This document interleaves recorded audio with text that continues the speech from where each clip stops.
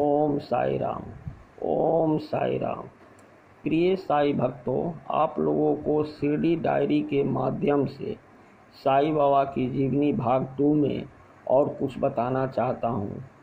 यह सभी घटना माननीय श्री गणेश श्री कृष्ण खापड़े की आंखों देखी बातें बता रहा हूँ, जो कि अपनी डायरी में लिखे हैं।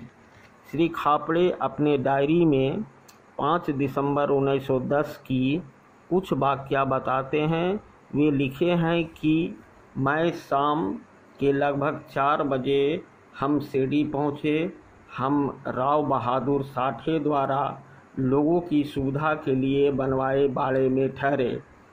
माधवराव देशपांडे बहुत मददगार हुए। उन्होंने हमारी सहायता की और हमारी अतिथि की तरह सत्कार किया। बाड़े में तात्या साहब नूलकर अपने परिवार के साथ बापू साहब योग और बाबा साहब सहस्रबुद्धे हैं। पहुंचने के तुरंत बाद हम सभी साई महाराज के दर्शन के लिए गए। वे मस्जिद में थे। प्रणाम करने के बाद मैंने और मेरे पुत्र ने अपने साथ लाए हुए फल और उनके आग्रह पर कुछ रुपये भेंट किए। साई साहिब तक बोले कि पिछले 2 बरस से ज़्यादा समय से वे ठीक नहीं रहे और ये भी कि वे केवल ज्वार की रोटी और थोड़ा पानी लेते रहे। उन्होंने अपने पांव पर एक छोटा सा घाव दिखलाते हुए कहा कि उसमें कोई कीड़ा पड़ गया, जिसे निकाल तो दिया, लेकिन निकालने में वह बीच में से टूट गया और फिर से पनप गया, वगैरह वगैरह। वे बोले कि उन्होंने सुना है कि जब तक वे उस जगह वापस नहीं जाएंगे जहां से वे आए थे, तब तक उनके लिए ठीक नहीं रहेगा। उन्होंने इस बात को अपने ध्यान में रखा तो है, लेकिन उन्हें अपने जीवन से अधिक अपने लोगों की फिक्र है।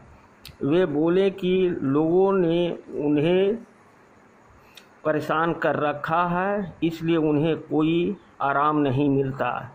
इस बारे में कुछ नहीं किया जा सकता है। उसके बाद उन्होंने हमें जाने के लिए कहा और हमने वैसा ही किया। शाम के समय वे बाड़े के पास से निकले। हम गए और उन्हें प्रणाम किया। मैं और माधवराव देशपांडे एक साथ थे। जब हमने प्रणाम किया, उसके बाद वे बोले, बाड़े में जाओ और चुपचाप बैठो। इसलिए मैं और माधवराव लौट आए। हम सब बातचीत करने बैठे। उनके पास बतलाने के लिए बहुत से चमत्कार है। 6 दिसंबर 1910 सुबह मैंने सैर की ओर स्नान के बाद हमने साई महाराज को जाते हुए देखा। उनके सिर के ऊपर एक बड़ी कढ़ाईदार छतरी तनी हुई थी। बाद में हम मस्जिद गए। साई बाबा कुछ उत्साहित से दिखलाई पड़े। फिर वे उठे, वहां एकत्रित भोजन को बांटा और उदी देने के बाद हमसे जाने का अनुरोध किया। हमने वैसा ही किया। दोपहर का भोजन करीब 2:30 बजे तक नहीं परोसा गया। इसके बाद हम बातचीत करने बैठे। शाम को जब वे सैर पर निकले, तब हमने साई महाराज के दर्शन किए। बाद में हम चावड़ी गए। साई महाराज आज रात वहां सोते हैं। उनके साथ राजसी छत्र, चांदी के डंडे, चबर और पंखे आदि थे। वह स्थान बहुत अच्छी तरह से प्रकाशमय था। राधा कृष्ण नाम का महिला दीप लेकर बाहर आई। मैंने उन्हें दूर से देखा। माधवराव देशपांडे ने बताया कि वे कल बाहर जाएंगे और परसों लौटेंगे। उन्होंने साई महाराज से जाने की आज्ञा मांगी, जो उन्हें मिल गई। अब मैं आगे का वर्णन अगला एपिसोड में बताऊंगा।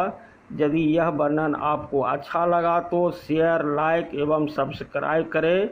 ओम साई राम, साई राम, साई राम, साई राम।